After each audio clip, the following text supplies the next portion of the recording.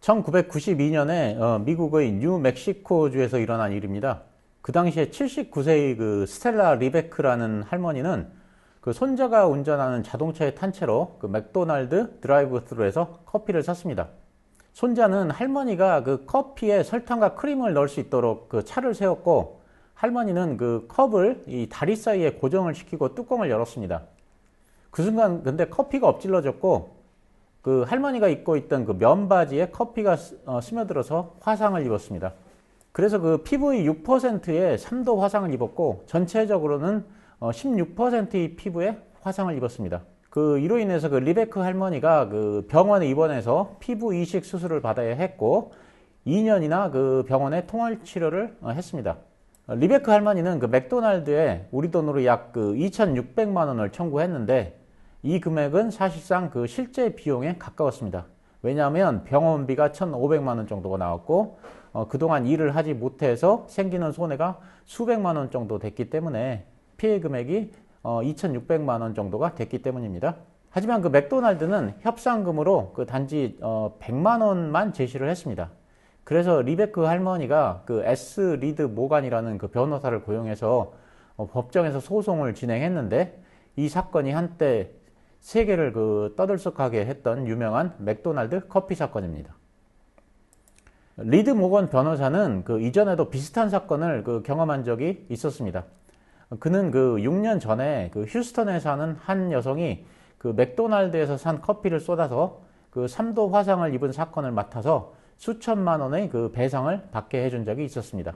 하지만 이번에는 좀 독특한 심리학적 테크닉을 사용해서 자신의 주장을 밀어붙이기로 했는데, 이러한 변호사의 주장이 뭔지 한번 살펴보도록 하겠습니다. 이 사건에서 그 리드 모건 변호사가 강조한 것은 두 가지였습니다. 그 첫째는 맥도날드 커피의 온도가 다른 커피 판매점에서 그런 판매하는 커피의 온도보다 더 높았다는 점, 그리고 둘째는 맥도날드가 그 피해자의 화상에 무관심했다는 것이었습니다. 맥도날드 커피의 온도는 그 80도씨가 넘어갔는데, 이 온도의 커피면 12초에서 15초 사이에 피부 이식을 그 필요로 할 정도의 화상을 입힌다는 증거를 제출했습니다. 70도 정도의 커피는 그 비슷한 정도의 그 화상을 입히는데 20초가 걸립니다. 그래서 만약 그 70도 정도의 그 커피를 쏟았다면 5초에서 7초 사이에 그 커피를 바지에서 털어낼 수 있었기 때문에 그 이런 심한 화상을 방지할 수 있었을 것이라고 주장했습니다. 그러니까 70도 정도의 커피를 제공해야 되는데 80도가 넘는 커피를 제공한 맥도날드 측의 잘못이라는 그런 논리입니다. 하지만 맥도날드 측에서는 그 다음과 같은 주장을 폈습니다. 통상적으로 드라이브 스루에서 커피를 사는 고객은 출퇴근길에 그 커피를 사서 목적지에 도달할 때까지 계속 마시니까 그 오랜 시간 동안 커피를 마셔야 되고, 그래서 그 온도가 높아야 한다는 것이었습니다. 이 사건에 참여한 그 12명의 그 배심원들은 맥도날드가 80%, 리베크 할머니가 20%의 잘못이 있다고 판단했습니다. 비록 그 커피 컵에 경고 문구가 있긴 하지만 그 문구의 크기가 작아서 알아보기가 힘들고, 또 이것만으로는 그 충분한 조치를 취했다고 보기 어렵다는 것이었습니다. 그래서 배심원들은 그 화상 피해에 대해서 16만 달러, 그리고 징벌적 손해배상으로 270만 달러, 그래서 우리 돈으로 약 37억 원을 지불하라고 그 했습니다. 그 아무리 화상을 입었다고 해도 그 일부러 그런 것도 아니고, 그 커피를 쏟은 당사자가 바로 그 소송을 진행한 할머니인데 37억 원을 배상한다는 건 사실 좀 터무니없다고 생각할 수밖에 없습니다. 그럼에도 불구하고 배심원들이 왜 이렇게 많은 금액을 배상하라고 했을까요? 그 이유는 변호사가 구사한 그 앵커링 효과를 이용한 전략 때문이었습니다. 리드 모간 변호사는 맥도날드가 하루 또는 이틀 동안 전 세계에서 판매하는 그 커피 판매액을 리베크 할머니에게 배상해야 한다고 주장을 했습니다. 그 당시 맥도날드의 그 하루 커피 판매액은 약 19억 원이었으니까 37억 원이면 약 이틀분 전 세계에서 커피를 판매하는 약 이틀분에 해당하는 금액입니다. 그럼 그 배심원들이 이런 결정을 하도록 한 그 앵커링 효과란 무엇일까요?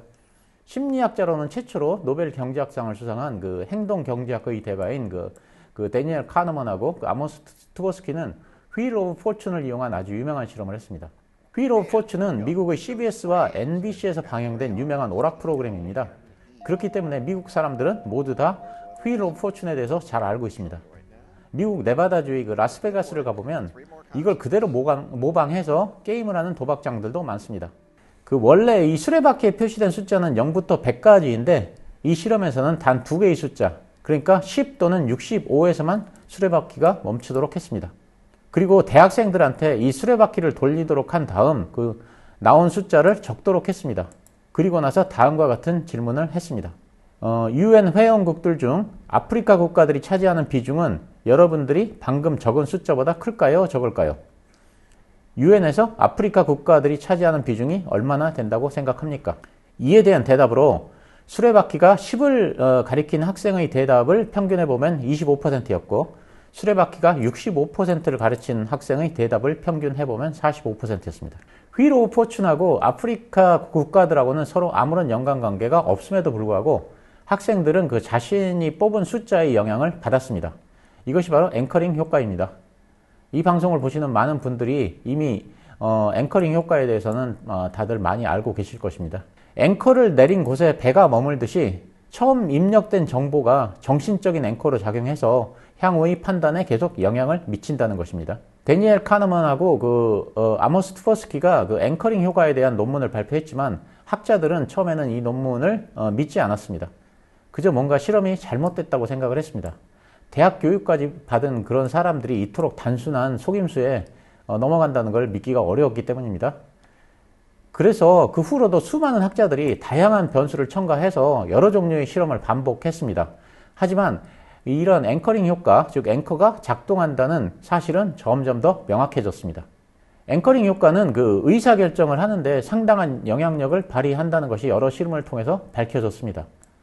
그 앵커링 효과가 있으니까 이런 걸 조심하라고 미리 경고를 해줘도 소용이 없었습니다. 예를 들어서 그 버지니아 대학의 티몰스 윌슨 연구팀은 머릿속에 떠오르는 어떤 숫자가 그 후에 이어지는 질문에 답할 때 영향을 미칠 수 있습니다.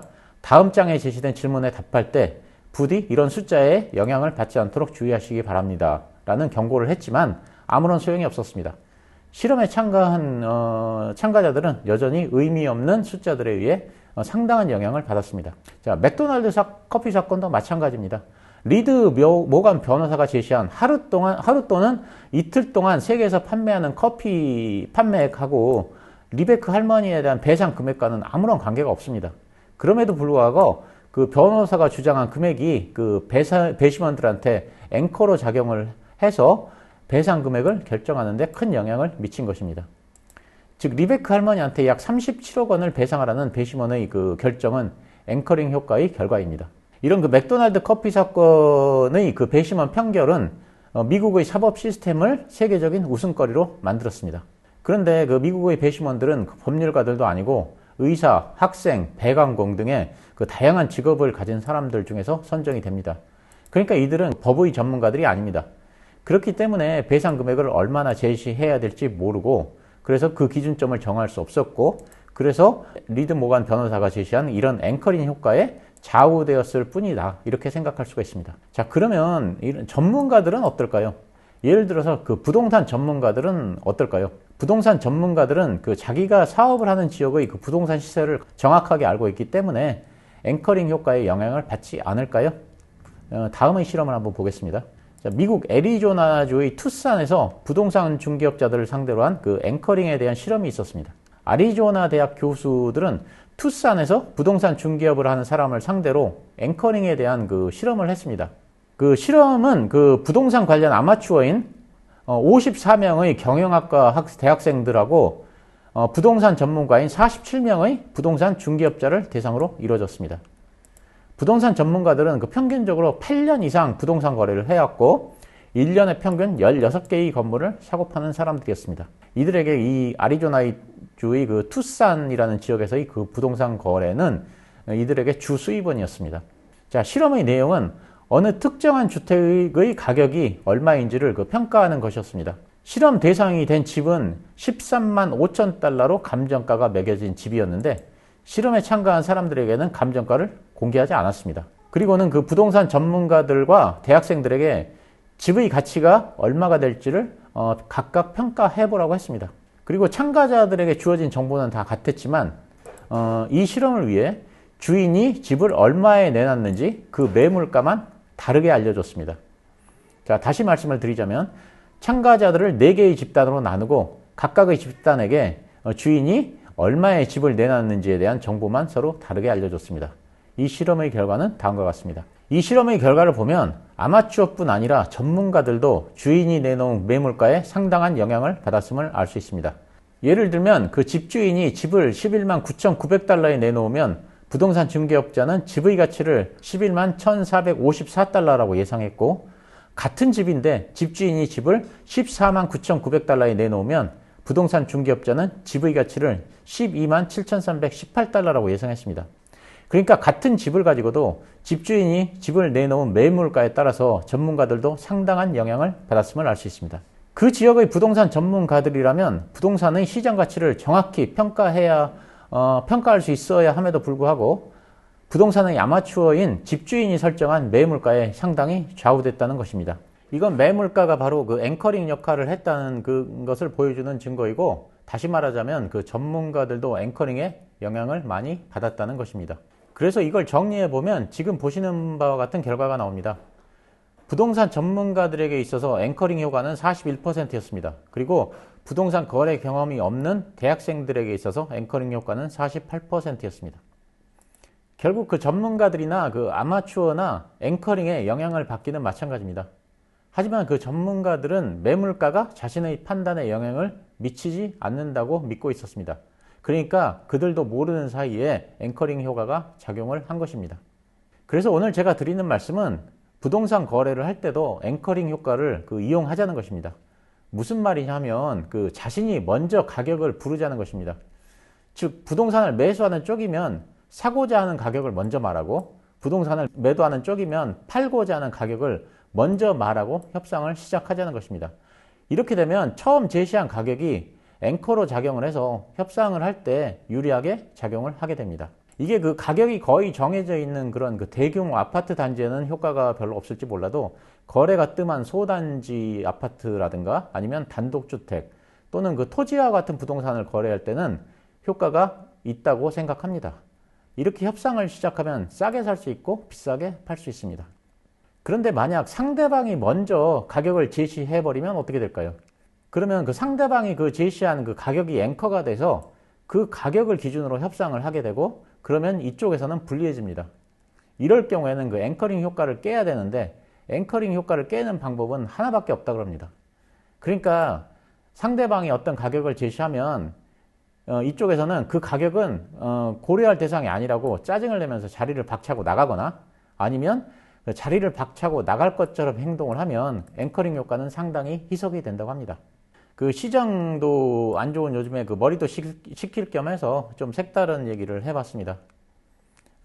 하지만 앵커링 효과는 상당히 강력하다는 점은 확실하고, 협상을 하시는 분들은 앵커링 효과를 염두에 한번 두시기 바랍니다. 네, 감사합니다.